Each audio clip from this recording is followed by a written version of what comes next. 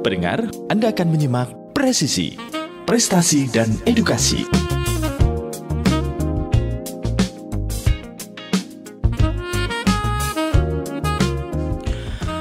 Bismillahirrahmanirrahim. Assalamualaikum warahmatullahi wabarakatuh. Radio kesayangan Anda Persada FM, pilihan pas kita dan keluarga. Siarkan kebenaran, tebarkan kasih sayang. Pendengar di manapun Anda berada, puji syukur kita panjatkan kalau Allah SWT di kesempatan yang berbahagia ini. Pagi hari ini pendengar, kita masih diberikan begitu banyak limpahan nikmat dan karunia-Nya.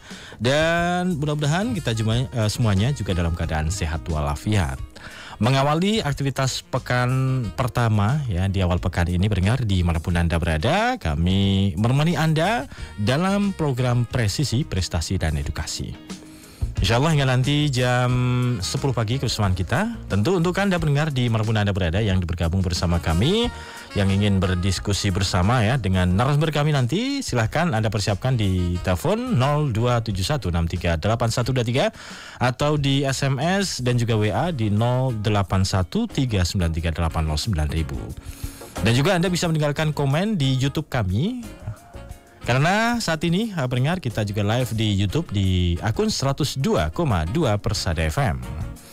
Dan alhamdulillah pendengar di manapun Anda berada, untuk kesempatan pagi hari ini kami mengundang narasumber yang akan berbincang-bincang berkaitan dengan teknologi informasi ya untuk masa kini. Alhamdulillah sudah hadir di studio ada Bapak Yudo Yudanto Eskom Mkom ya.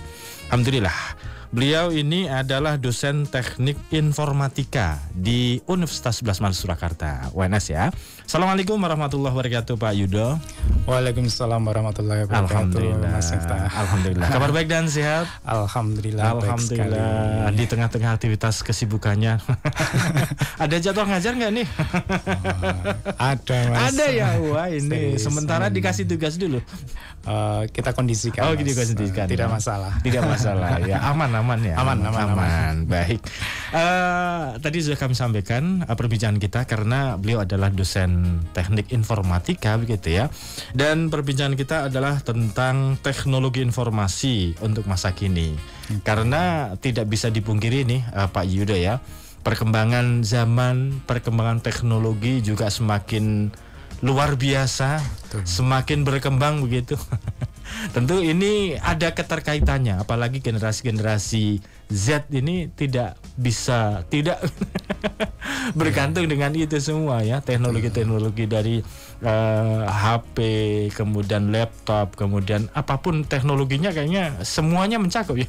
Iya, pasti ada unsur IT-nya gitu ya. Oke. Baik, kesibukannya ini apa nih sebelumnya ini? Pak Yudo, selain ngajar nih apa ya? Saya selain ngajar di setiap Senin sampai Jumat, saya di luar juga praktisi IT. Mas. Ya. Jadi kita punya company semacam software house begitu. Terus kemudian yang selain itu juga melakukan sesuatu yang saya sukai, yaitu menulis buku begitu. Jadi beberapa tahun ini memang saya fokus untuk menulis buku. Berkaitan dengan IT juga kah atau beda? Nah, kebetulan baru bisa yang non fiksi yaitu IT. Non-fiksi. Tapi saya punya cita-cita pengen bisa menulis buku yang fiksi begitu, seperti novel atau mungkin antologi dan sebagainya. Oh ya. Jadi berkaitan dengan apa ya? Bisa dikatakan juga tentang IT. Betul. Atau pelajaran begitu atau apa? Jadi kalau hampir kebanyakan buku yang sudah kita tulis, yang saya tulis itu berkaitan dengan kebanyakan spesifik dengan bidang riset saya, sama bidang mata kuliah yang saya ajar. Oh gitu. Tentunya dikemas dengan cara berbeda sesuai dengan penerbit inginkan. Begitu. Oh, jadi sibuk ya, itu juga ya. Selain memang pokoknya ngajar atau memang yang di luar tadi? Yang apa?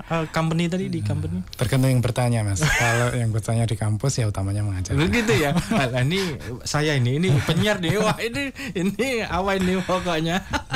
Ya ini yang penting semuanya bisa berjalan dengan baik. Oh iya. Toh sebenarnya ketika saya di luar sebagai praktisi IT, kemudian juga mengelola software house itu juga cukup berguna juga bagi teman-teman di kampus gitu. Jadi teman-teman di kampus juga saya bantu untuk ikut kalau pengen join di proyek industri atau ikut proyek dengan kita, itu juga kita nggak masalah jadi lab mereka gitu. Jadi bukan berarti praktisi urusan sendiri, dosen enggak, karena ini saling menguatkan. Justru masa-masa kita yang belajar IT, ayo kalau mau ikut dengan kita gitu join ya. gitu kan ya. Tapi itu pilihan begitu ya, jadi lab begitu. Tapi kan ada keterkaitan ya, artinya kadang-kadang kampus kan juga mencari praktisi juga. Nah, betul. Termasuk Pak Yudo ini melakukan itu, dan pas sekali ya dengan apa yang dilakukan sebagai company tadi ya di software house. Nah, ini bisa digambarkan seperti apa sih? Jadi istilah software itu sebenarnya sudah cukup lama tren ya, dari sekitar tahun 2000-an begitu kan ya, ketika booming IT, booming.com gitu kan, banyak sekali software house. Jadi kalau software house itu mungkin sebenarnya istilah yang tidak resmi ya, karena kalau di dalam company perusahaan aspek legal kan biasanya ada CV, PT dan kawan-kawan gitu. Tapi memang kalau software house itu biasa bergerak di bidang IT, dia memberikan solusi IT baik berupa software, aplikasi, atau mungkin training atau konsultan gitu kan ya. Atau juga bidang-bidang lain yang kekinian seperti IoT dan AI yang saat ini lagi booming. Gitu. Oh, gitu. Jadi memang bisa dikatakan apa ya? Ya resmi tidak resminya maksudnya ya, legal dan ilegal enggak menjadikan masalah tertentu enggak ya? Kalau saya amati era sekarang yang para Gen Z, di atasnya milenia dan atasnya Gen X, ketika mereka memulai bisnis berbasis IT yang kita sebut dengan technopreneur, kemudian lebih mengkerucut ke startup ya, mereka tidak begitu memikirkan aspek legal dulu gitu kan ya, apakah itu nanti menjadi PT atau mungkin yang lain. Mereka lebih cenderung bagaimana bisa berkumpul bersama menjadi teamwork, kemudian mencari atau mendapatkan klien, kemudian persoalan mereka kita selesaikan dengan teknologi IT yang tentunya tidak hanya sekedar teori atau cuma jadi wacana, tapi benar-benar diimplementasikan dan digunakan dan memudahkan mereka dan benar-benar menyelesaikan masalah. Betul. Atau bisa dikatakan kalau di dunia ekonomi mungkin dikatakan sebagai pasar bebas begitu ya. Betul.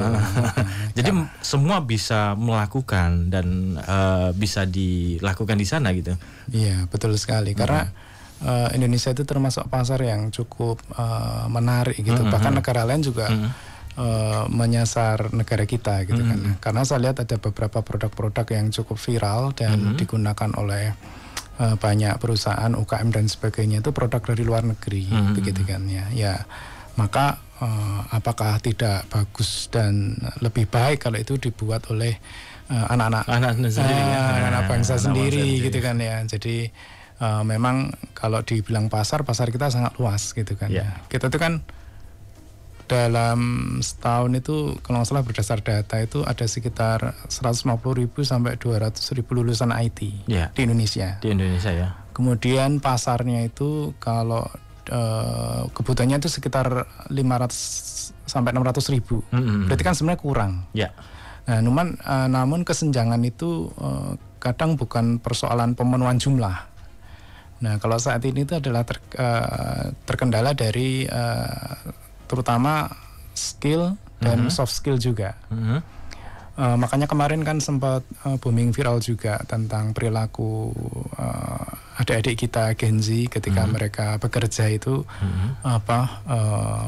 ada tren atau habit berbeda yang kita sebagai company itu agak sulit ini mengendalikan memix antara programmer Gen Z plus milenia Gen Z plus Gen X. Kalau Gen X kan senior nih, pasti sesuai aturan tata tertib. Nah, kalau yang Gen Z agak lebih mendekati lah, bisa diatur, dikondisikan. Nah, yang Gen Z ini yang lebih enggak tahu. Tapi sebenarnya kuncinya memang bagaimana cara mengelola gitu kan. Kita juga tidak memaksakan teman-teman Gen Z itu harus berubah gitu menyesuaikan kita yang Gen Z atau Gen X, Tapi setidaknya untuk poin-poin tertentu, karena ini berhubungan dengan profesionalisme dan bisnis juga, mestinya orientasi di situ harus tetap dijaga. Harus dijaga, selain dari soft skill, karena kan di IT itu gimana ya, kadang-kadang ya mohon maaf, masih banyak yang karena kita sering bertemannya dengan komputer gitu ya, kita lupa untuk berkomunikasi dengan manusia, sehingga soft skill untuk berkomunikasi, kemudian kerja dalam tim, kemudian interaksi dengan human itu kurang. Biasa komunikasi dengan teknologi gitu ya. Jadi nggak pernah tatap muka, tapi di grup atau misalkan di satu itu kayak akrab, tapi kan belum pernah ketemu, bisa jadi gitu ya. Tatap mukanya jarang, jadi juga kurang gitu nggih. Sebelum lanjut nih Pak Yudo, berkaitan dengan teknologi informasi atau IT ya, itu sama ya, TI atau IT gitu ya. Dan itu mungkin bisa disampaikan ke pendengar semua tentang itu sebenarnya apa sih gitu. Oke, jadi memang ini juga sering ditanyakan kepada teman-teman tentang IT, informatika, ilmu komputer, sistem informasi dan sebagainya. Jadi kalau di dalam konteks umum IT itu bisa global, jadi sangat luas begitu kan. Tapi di dalam keilmuan, ranah ilmu, terutama yang di sekolah atau di kampus gitu kan ya. Itu ranah ilmu untuk komputer memang sekarang berkembang pesat. Yang awalnya dulu di tahun 90-an itu hanya ada 4, yaitu electro engineering, kemudian computer engineering yang jadi 1, kemudian ada computer science 3, dan yang terakhir itu information system. Dulu itu hanya ada 4. Nah kemudian setelah berlalunya waktu bertambah lagi itu ada namanya software engineer, ya kan? Nah, software engineer itu mendampingi dari computer science. Nah kalau software engineer itu bahasa Indonesianya RPL, rekayasa perangkat lunak. Jadi benar-benar fokus di how to create software, begitu kan ya. Nah kemudian di bidang information system itu muncul juga teknologi information yang memang tidak berkaitan langsung dengan pembuatan engineering software, tapi dia berkutat di organisasi sama implementasi dari sebuah sistem informasi atau teknologi. Makanya di situ ada mempelajari tata kelola, audit dan sebagainya. Nah kemudian di akhir era ini yang baru-baru ini muncul tambah 2 lagi. Jadi 2 lagi itu perihal ini security komputer. Jadi memang security sekarang sudah jadi trending juga. Bagaimana melindungi sistem yang sudah kita bangun. Terus yang kedua itu tentang scientist, data scientist, data science itu juga cukup populer sekarang, ya kan ya. Dan yang gosip terakhir, isu terakhir nanti bisa jadi 9, nanti tambah lagi tentang AI. AI yang juga lagi booming. Iya betul. Walaupun AI tidak melulu di komputer karena dia berhubungan dengan data dan sangat erat dengan statistik, gitu kan ya, biasanya seperti itu. Nah maka memang ketika mungkin adik-adik atau teman-teman pengen terjun di dunia itu, mungkin perlu dipahami perbedaan-perbedaannya. Tapi kalau kembali ke teknik informatika, kalau teknik informatika itu sama padanannya dengan computer science. Jadi kalau di UK sama di Amerika, mereka itu menyebutnya computer science. Kalau di kita kan ilmu komputer. Nah kemudian kalau di Eropa itu di Italia, Prancis, kemudian Rusia, mereka nyebutnya informatics, jadi informatika. Nah balik ke Indonesia menjadi informatika atau teknik informatika. Nah, uniknya, nah di Indonesia itu kan mungkin karena ini ya banyak yang belajar di banyak negara. Jadi ada yang mendirikan ilmu komputer, ada yang teknik informatika, ada yang informatika saja. Padahal sebenarnya itu sama. Itu sama. Jadi khusus ilmu komputer atau komputer science, informatik atau informatika itu sama. Nah nanti ini akan menjadi berbeda ketika dibandingkan dengan software engineer yang RPL tadi, atau mungkin yang sistem informasi itu juga berbeda, atau teknologi informasi juga berbeda, atau yang berkaitan dengan alat IoT dan sebagainya itu ada di teknik komputer atau komputer engineer. Bukan software engineer, komputer engineer. Kalau dulu biasanya gabung di elektro, sekarang berdiri sendiri. Ya. Nah, maka kalau seperti di ITB itu mereka pakainya teknik informatika dan sistem informasi. Walaupun di kampus lain beda. Kalau di UI itu ilmu komputer. Terus kalau di UGM kalau nggak salah ilmu komputer juga. Ya. Kemudian kalau yang agak kekinian itu Telyu itu prodinya banyak banget itu. Lebih bervariasi. Lebih gitu. banyak. Lebih banyak. Terus kemudian juga kalau di UNS itu, kalau di kita itu ada informatika, ada teknik informatika. Itu kalau bisa satu fakultas atau beda gitu? Beda. Oh, beda ya? Beda. Jadi ada informatika, kalau informatika itu S1, kalau teknik informatika ada yang D3 di diploma, kemudian juga ada sains data. Jadi memang pilihannya cukup beragam. Nah, maka bagi adik-adik atau teman-teman ingin terjun di dunia IT tapi memang mengikuti fase akademik ya, itu harus melihat dulu gitu kan ya. Biasanya sih kalau paling gampang lihat profil prodinya, karena di profil prodi pasti ada kurikulumnya, ada mata kuliahnya, ada profil lulusan, kemudian juga prestasinya, kemudian juga grup riset. Nah itu yang penting. Jadi, tapi saya yakin sebenarnya udah diarahkan sih di SMA atau di SMK-nya ya. Tapi bagi yang kebingungan, ini mau apa ya sistem informasi? Apalagi kan kalau nggak salah SMA udah nggak ada penjurusan ya Mas? Sudah ada kan? Sudah nggak ada kan? SMA sudah mulai kayaknya ya umum gitu kan? Istilah IPA IPS kan udah sudah dihapus itu. Kayaknya ya dihapus. Nah, kalau dulu kan penjurusan ya IPA dan maksudnya IPS IPA gitu ya. Kalau teknik IPA. Informatika. Kalau mau IPS tetap ke informatika, larinya mungkin ke sistem informasi. Kalau sekarang kan sudah enggak. Jadi sudah bebas, monggo begitu kan, mau pilih begitu kan. Tapi memang perlu dicermati dari ke-9 ranah keilmuan sampai sekarang itu sebenarnya yang dipelajari itu hampir mirip Mas. Tapi komposisinya saja yang berbeda. Jadi contohnya misalnya kalau teknik informatika sama software engineer atau RPL itu memang fokus di software. Infrastruktur jaringan dikenalkan iya tahu, tapi tidak pokok. Tidak gitu. Pokok. Ya. Tapi kalau yang ingin belajar security ya infrastruktur jaringan wajib.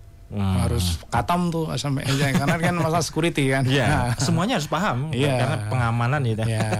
Tapi dia tidak perlu tahu bisnis di IT, proses bisnis atau organisasi itu mungkin enggak perlu, hanya tahu aja.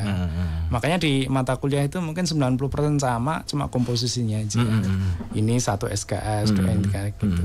Karena kan sekarang ini juga kuliah di informatika begitu ya, atau teknik informatika atau ilmu komputer dengan banyak nama tadi, ini peminatnya sekarang itu cenderung naik gitu nggih, dibanding beberapa tahun yang lalu gitu kan. Peminat untuk para mahasiswa yang pengen kuliah di jurusan itu dan bisa dikatakan agak bergengsi sedikit gitu kan ya.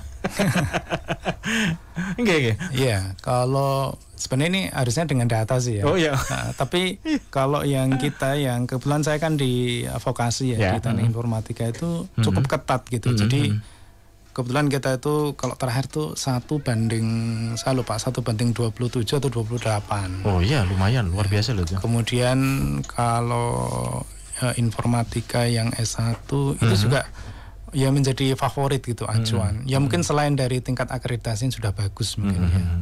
Dan mungkin itu juga bersanding dengan beberapa jurusan yang selalu favorit itu seperti di bidang farmasi, kesehatan, kemudian yang sekarang lagi booming bisnis digital. Ya, nah betul. Itu juga.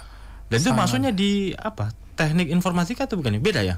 Nah kebetulan aja kalau di UNS enggak. Oh enggak ya? Bisnis digital itu maksudnya ke fakultas ekonomi. Oh gitu. Tapi kalau di beberapa kampus yang lain saya agak lupa tuh bisa masuk ke informatik juga sebenarnya, karena kan itu kalau bisnis digital itu kan optimalisasi dalam implementasi tekniknya kan ya, dan itu akan lebih keren lagi, selain kita bisa menggunakan juga bisa membuat gitu kan ya. Maka di 9 ranah ilmu informatik tadi kalau ditanya harus bisa coding ya harus. Jadi pemrograman itu kayak jadi intinya inti, gitu. Intinya inti di jadi kalau kayak informatika ya. Kita misalnya mau jadi TNI Angkatan Laut gitu kan, terserah mau di satuan mana tapi kan harus bisa berenang. Ya, sama. Itu intinya. Wah, nggak bisa berenang ya gimana? Wong Angkatan Darat juga tugasnya kadang-kadang menyeberangi laut, wah menyeberangi sungai kan gitu. Makanya kalau di IT ya coding atau pemrograman itu memang wajib harus dikuasai. Persoalan itu coding pakai apa, sepintar apa, selevel apa, itu lain soal. Bahkan kan sekarang ada beberapa pembahasan dulu kan tentang bahkan SD pun juga ada coding juga gitu. SD, SMP, bahkan SMA begitu. Nah, ini apakah juga berkaitan dengan apa ya? Itu juga. Kalau saya mungkin kalau opini saya ya, kenapa itu disampaikan dari level sekolah dasar begitu ya. Mungkin ingin membangun computational thinking gitu. Jadi berpikir komputasi. Jadi bagaimana memikirkan sesuatu, mencari solusi itu berdasar data begitu kan ya. Jadi tidak sekedar pragmatis atau emosional mungkin ya. Semoga saya tidak keliru ya. Tapi intinya melatih untuk berpikir komputasi tadi. Tapi dari segi kemampuan untuk berpikir, kemampuan anak-anak itu bisakah? Kalau itu disampaikan dengan bahasa untuk mereka, saya yakin bisa. Bisa karena itu kan sebenarnya berpikir komputasi itu dekat dengan berpikir logik, logika matematika. Jadi kalau ada pilihan jika A menjadi B, jika B menjadi C, ketika anak itu pilih A pasti jadi B. Nah itu kan logika. Nggak mungkin A terus kok masa C gitu. Padahal rumusnya kan A ke B. Nah logika simple contohnya kan kayak gitu. Nah itu memang diajarkan pada anak-anak biar tahu dan seneng. Apalagi tadi saya kira kalau yang memang mau terus ke IT, saya kira juga bekal yang bagus begitu. Alhamdulillah, luar biasa berarti ya, memang menjadi salah satu pilihan begitu ya, ketika nanti barangkali putra putrinya pengen menyekolahkan ini salah satu pilihan. Teknologi informasi ini apa ya, bisa dikatakan ya mau tidak mau bahkan di jurusan lain pun menggunakan itu juga ya. Iya, jadi kalau berdasarkan data itu kan ya tadi sudah saya sampaikan, kebutuhan IT kita kan cukup besar begitu kan ya di Indonesia, namun tidak bisa dipenuhi begitu ya dengan berbagai persoalan. Tapi secara iklim Indonesia cukup bagus, apalagi sekarang ada isu beberapa company besar seperti Apple dan kawan-kawan itu ingin membuat manufacture di Indonesia gitu kan ya. Ya tentunya mereka butuh IT, berarti kan serapan tenaga IT itu kan pasti akan bertambah banyak begitu kan ya. Selain itu juga membuat ya tadi atmosfer IT, kemudian generasi kita untuk tidak hanya sebagai pemakai begitu ya, tapi sebagai produsen atau pembuat itu lebih termotivasi begitu kan ya. Karena kan Indonesia itu kan besar dengan skup Gen Z yang cukup gendut ya. Kalau kemarin waktu pemilu itu kan kalau nggak salah Gen Z itu bisa sampai 100-an juta lebih begitu kan. Luar biasa kan. Persentasenya kan tinggi. Iya, jadi kalau sebenarnya bagi teman-teman Gen Z sekarang itu juga itu juga satu tantangan ya. Karena berarti kan dulu ketika zaman saya seumuran Gen Z, lawan saya mungkin sedikit sedikit, dan motivasi untuk melakukan hal itu cenderung minim gitu ya. Nah sekarang besar. Jadi makanya kalau adik-adik sekarang yang Gen Z itu ya marilah menekuni sesuatu tuh sampai benar-benar ahli, benar-benar unik, spesial, karena lawan kita banyak. Kalau enggak nanti tertinggal lagi. Iya, karena kalau statusnya jadi B atau biasa saja nanti mungkin ya potensi untuk ini ya biasa saja. Tapi kalau memang dari awal sudah berpikir wah lawan saya banyak, saya harus lebih unik, lebih unggul, lebih tangguh, lebih dalam belajar tentunya ya hasilnya kan di kompetisi itu dia bisa dapat tempat tidak sulit gitu. Betul. Apalagi kebutuhan tadi dikatakan IT itu luar biasa ya di Indonesia. Betul. Sekarang di setiap instansi, di setiap perusahaan dari paling atas sampai bawah pun sudah menggunakan IT begitu. Artinya kan kebutuhan akan IT di masing-masing itu kebutuhannya luar biasa, banyak sekali gitu. Tidak sebanding dengan lulusan-lulusan IT yang barangkali di Indonesia ya, jadi dikatakan agak kurang gitu ya. Instansi paling kecil pun biasanya sekolah dan sebagainya itu juga sudah menggunakan IT gitu kan. Betul. Semua pengelolaan dan sebagainya menggunakan itu semua gitu. Jadi kalau dibilang peluang IT itu bagaimana ya sangat besar, karena mau nggak mau sekarang IT itu mendampingi semua bidang yang ada ketika mereka itu menjalankan bisnis atau berinovasi, ya kan ya. Mau bidang kesehatan, pendidikan, hiburan, bisnis, bahkan militer pun kan menggunakan itu. Bahkan kan kalau di bidang militer ya sekarang kan mulai difokuskan untuk riset bagaimana IT dalam mengendalikan drone, karena ini menjadi satu senjata alternatif paling ampuh gitu, dibanding mengembangkan sebuah alat perang yang berat seperti tank dan sebagainya. Tapi drone malah menjadi ini dengan nilai nominal yang lebih hemat ya, tanpa awak gitu kan. Tanpa resiko. Resiko. Tapi tentunya kan itu tidak bisa instan ya. Jadi perlu kalau pengen kita memiliki teknologi itu ya harus diawali dengan tadi swadaya dan sebagainya gitu kan. Persiapan yang digunakan ini juga membutuhkan persiapan yang tidak sebentar. Dan SDM yang mumpuni gitu. Mumpuni dan banyak juga untuk mengoperasikan itu dan sebagainya gitu ya. Baik, sebelum kita lanjutkan lagi ini Pak Yudo, kita rehat dulu. Semakin asik ya perbincangan. Silakan nanti Anda yang bergabung bersama kami ya. Kita nanti juga akan berdiskusi berkaitan dengan bidang yang ditekuni oleh Pak Yudo. Ini ada software house, ini ada apa saja sih nanti ya.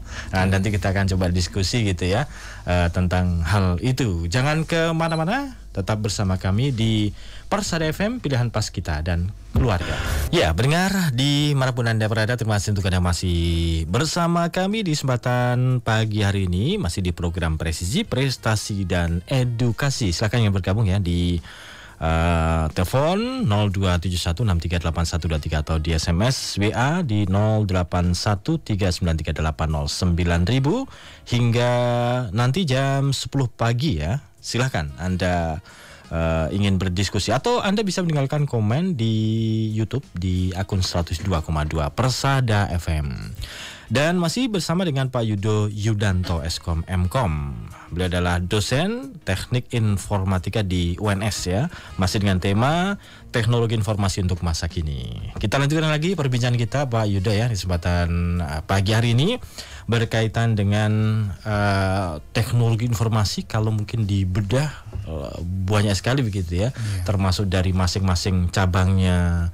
Jadi berkaitan dengan teknologi informasi pokoknya yang selalu memudahkan kegiatan manusia begitu ya. Itu intinya, masuk teknologi gitu ya. Sepertinya itu. Jadi inti dari teknologi itu kan sebagai enabler atau sebagai ya kita lebih mudah dalam menyelesaikan masalah kita gitu ya. Waktu itu. Ya kalau masa-masa dulu mungkin mesin penghitung uang misalkan itu juga termasuk teknologi dulu begitu ya. Kemudian nyetak, kemudian ngeprint sekarang gitu ya. Ngeprintnya tidak hanya kertas yang kecil tapi kertas yang besar, kemudian nyetak MMT dan sebagainya, itu termasuk perkembangan dari teknologi juga berarti. Betul banget. Berkaitan dengan usaha yang Abdinan tekuni ini Pak Yudo tentang software house tadi, ini di bidang apa saja nih? Apakah memang membuat software atau bagaimana nih? Iya, jadi kalau awalnya waktu itu di tahun 2010 kita itu berbisnis hardware ya, karena kita memang spesialis di barcode, pembuatan barcode dan juga RFID begitu kan ya. Namun di waktu berikutnya kita tidak bisa hanya mengandalkan hardware karena pada dasarnya hardware itu juga harus dikontrol dengan software, sehingga kita lari ke pembuatan software juga ya.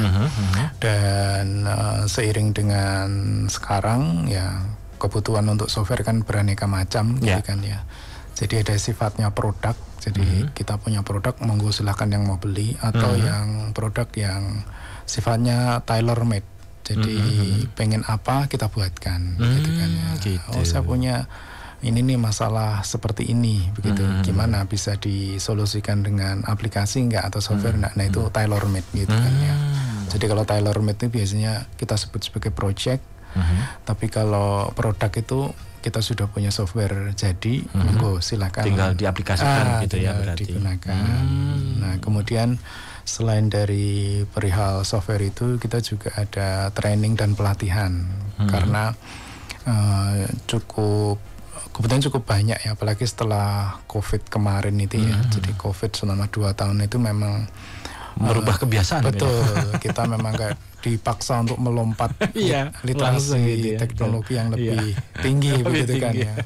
Bahkan emak-emak kita yang awalnya biasa saja sekarang sudah sangat canggih. Canggih sekali sekarang. Berkat kemarin tuh ketika anaknya sekolah yang ikut ibunya, yang ngerjakan tugas juga ibunya.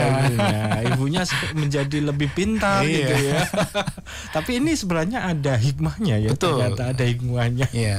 Salah satunya itu ini kita lebih bisa nyaman untuk WFH, work from home. Intinya itu ketika kita bekerja interaksi itu tidak harus tatap muka gitu kan ya. Ketika tatap muka itu diwakili dengan layar itu kita sudah cukup yakin, sudah cukup puas dan nyaman begitu. Kalau ujian sekarang online loh ya. Iya. Ujian skripsi dan bisa seperti itu. Kalau dulu sebelum COVID itu saya pun sebagai dosen kalau sebenarnya udah ada fasilitas nih. Kalau mau ngajar online silahkan. Tapi kitanya kurang yakin gitu ya. Kurang yakin. Kurang mantap gitu. Ya, gimana ya? Belum lagi ntar kalau salah gimana, direkam gimana dan sebagainya. Tapi setelah era pembelajaran 2 tahun itu benar-benar membuat kita itu confident bahwa kita tuh bisa belajar atau mengajar dari manapun. Dan terbukti banyak sekali talent-talent apalagi yang berbasis IT ya, mereka itu bisa belajar dengan cepat. Bahkan teman-teman yang mohon maaf mungkin backgroundnya bukan IT pun sekarang juga sudah menyukai untuk istilahnya bukan lompat profesi ndak ya, tapi memang dia mungkin bidangnya mesin, tapi karena dia juga senang IT. Padahal dia kuliahnya di mesin, kan enggak mungkin nih kuliah jadi aku tak metu wae masuk kan enggak, atau double wae kan enggak. Nah maka dia ambil tuh course pendek, bootcamp, online learning, dan karena memang dia serius, minatnya di situ, bersungguh-sungguh bisa gitu. Walaupun mungkin secara keilmuan fundamental enggak dapat ya. Tapi kalau hanya untuk ngejar coding dapat ya, bisa. Bahkan mungkin malah lebih canggih daripada yang belajar yang di sana, jurusan sana. Iya, karena sekali lagi orang yang seperti itu pasti enggak biasa aja. Minatnya pasti tinggi, interestnya di situ dan pasti dia bersungguh-sungguh. Enggak mungkin kalau hanya sekedar gaya-gayaan kan enggak mungkin. Gitu. Jadi memang pasar kita itu, kemudian juga kita juga konsultan juga. Jadi berkaitan dengan IT juga. IT juga. Jadi misalnya karena kan sebenarnya IT tidak harus selalu melulu membuat software atau application ya. Kalau membuat software application itu kan produk akhir. Tapi untuk menuju ke situ kan butuh persiapan. Konsultasi. Ini bagusnya gimana? Atau misalnya gini, ada company yang Pak Yud, kita ada tawaran ada software gitu kan ya. Ini ada 3 nih, satu dari Singapura, satu dari mana, satu dari mana. Bagus mana nih yang mau kita ambil. Nah itu kan berarti sifatnya konsultan. Nah terus kita lihat, nah apa nih kebutuhannya dulu, goalnya apa, tujuan utamanya apa, terus jangka pendeknya apa, terus permasalahan sekarang yang menjadi prioritas apa. Nanti kita cocokkan tuh. Berarti ini aja Pak, walaupun mahal mungkin memang ini yang lebih mantap ini gitu lebih bisa menyelesaikan masalah yang cepat atau mungkin pilihan-pilihan. Nah itu kan salah satu contoh bentuk konsultansi. Begitu. Mereka itu ya. Kemudian kalau kita melihat pasar yang saat ini nih Pak Yudo, permintaan pasar berkaitan dengan misalkan pembuatan software atau termasuk tadi ya konsultasi dan sebagainya, ini seperti apa kalau dipandang saat ini hingga mungkin beberapa tahun yang akan datang lah gitu? Kalau saat ini masih cukup besar dan cukup tinggi ya. Karena kalau berdasarkan data itu kan pertumbuhan untuk kebutuhan IT itu sampai 8,64% per tahun. Berarti kan cukup tinggi ya kan ya. Kemudian pihak industri kita, company kita di Indonesia itu rata-rata menginvestasikan dananya untuk IT itu juga tidak sedikit. Tidak main-main ya. Karena banyak. mereka menganggap bahwa IT itu bagian dari strategik. Tidak hanya sebagai cuma alat tulis atau alat mendigitalkan, enggak. Itu justru menjadi strategik. Strategik ini maksudnya gini, untuk memenangkan bisnis ya IT-nya harus keren. Betul. Keren di sini harus benar-benar sesuai goalnya dan efektif, efisien begitu kan ya. Semakin dia memprioritaskan di strategi itu, maka peluang dia untuk sukses atau menang dalam kompetisi dengan company lain lebih tinggi. Jadi memang menjadi, makanya mereka misalnya dapat laba 100% ya, mereka mengalokasikan untuk tadi strategi IT pasti lebih besar. Tidak hanya sekedar beli komputer atau beli server gitu ya, atau langganan internet atau itu menurut saya ya itu sudah sewajarnya. Tapi ketika memikirkan wah bagaimana nih biar saya memanage marketing atau sales saya itu bisa remote begitu. Nah ini udah mulai ke strategik begitu.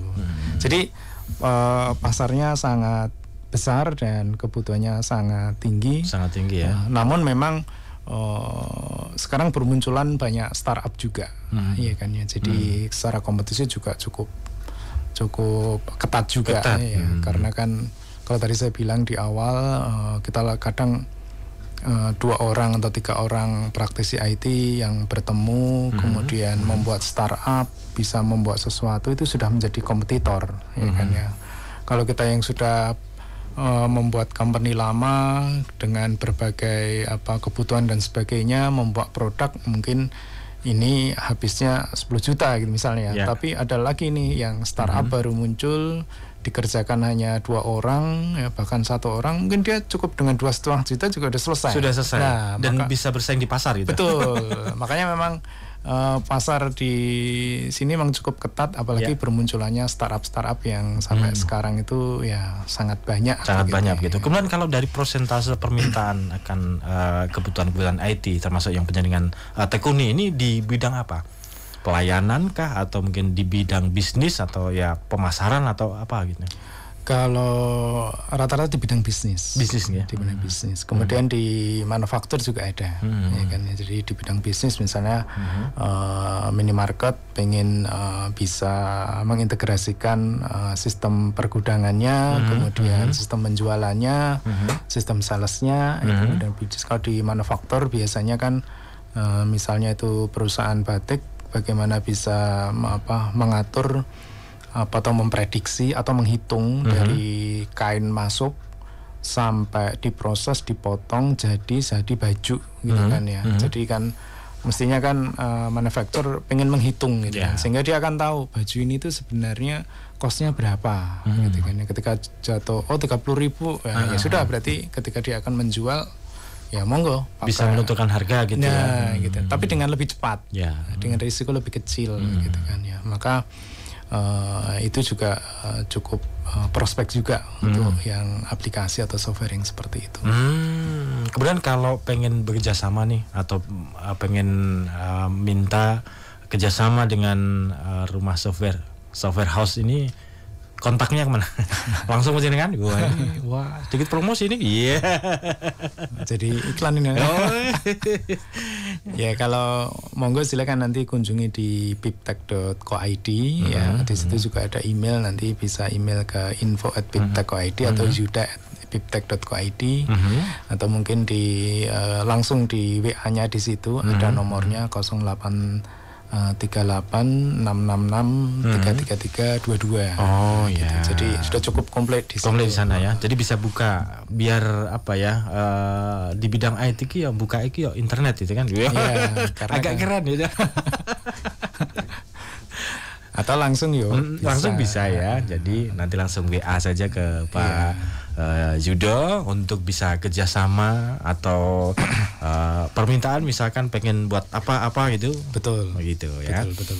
Kemudian barangkali pesan untuk generasi muda nih, Pak Yudo, yang pengen juga terjun ke IT begitu, atau yang masih bingung ini pengen ke IT tapi gimana ya?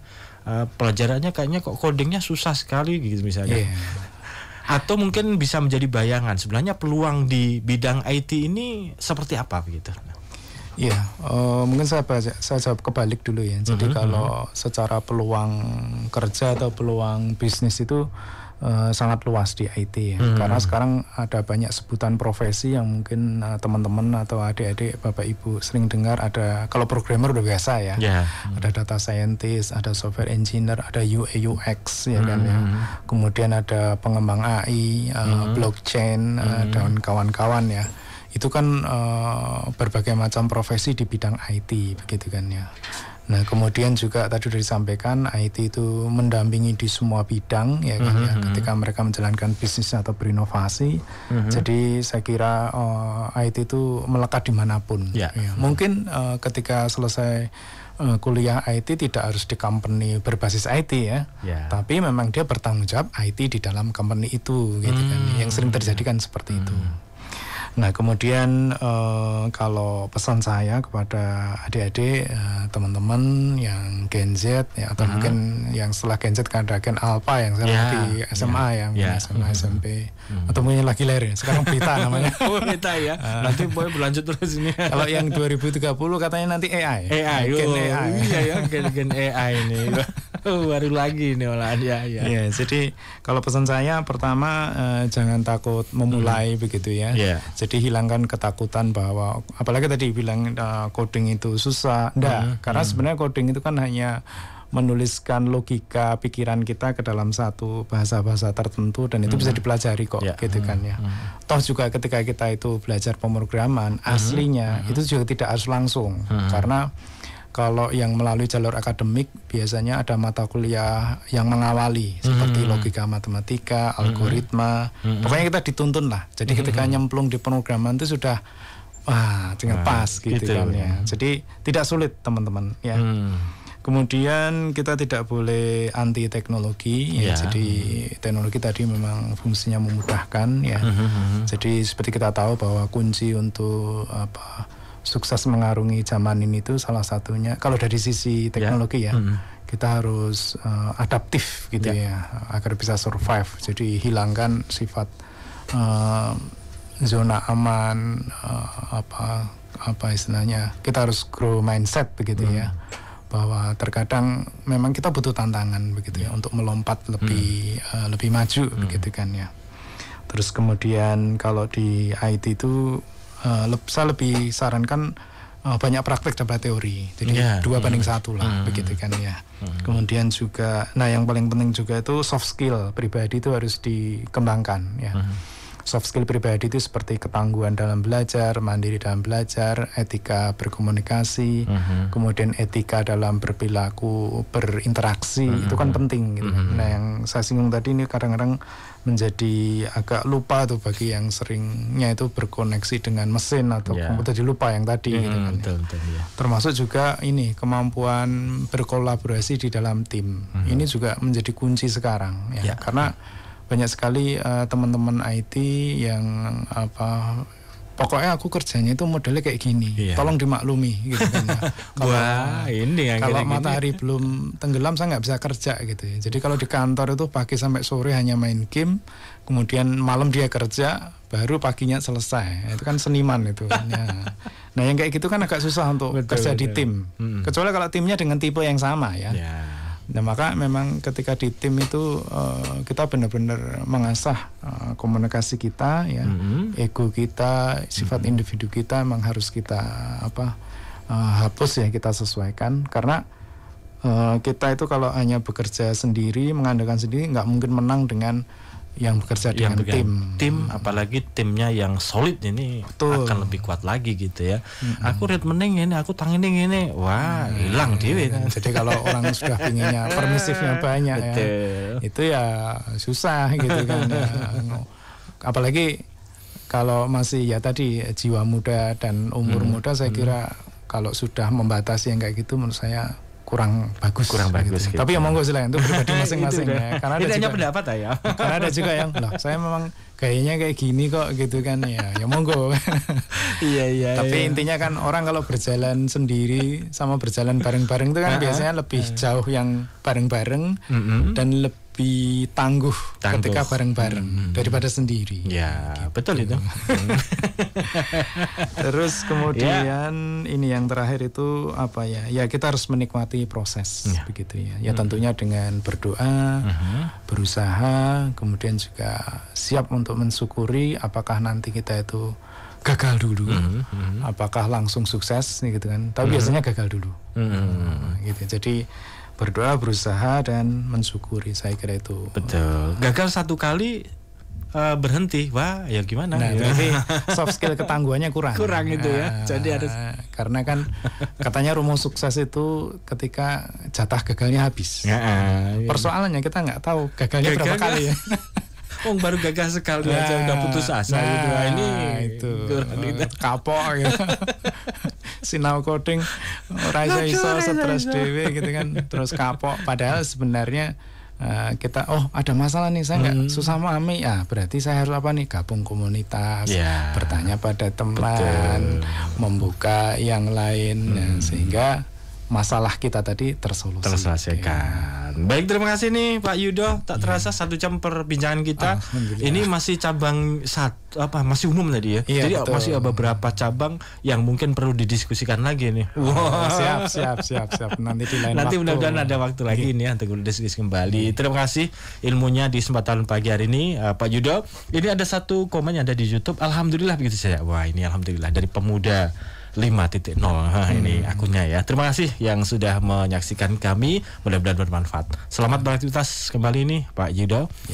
Assalamualaikum warahmatullahi wabarakatuh. Waalaikumsalam warahmatullahi wabarakatuh. Ya, pendengar di Manapun Anda berada, demikian presisi pagi hari ini. Insya Allah kita jumpa lagi di lain kesempatan dengan narasumber yang lainnya yang tentu akan menginspirasi Anda semuanya. Akhirnya kami yang bertugas, produser Joko Santoso, Swisserman, Anovi Kabar dan Samif Talvidos pamit undur. Terima kasih kebersamaan Anda, mohon maaf atas segala kekurangan. Janganlah kita menyakiti tetangga, hendaklah kita memuliakan tamu dan berkatalah yang baik atau diam. Billahi taufik wal hidayah. Wassalamualaikum warahmatullahi wabarakatuh. Radio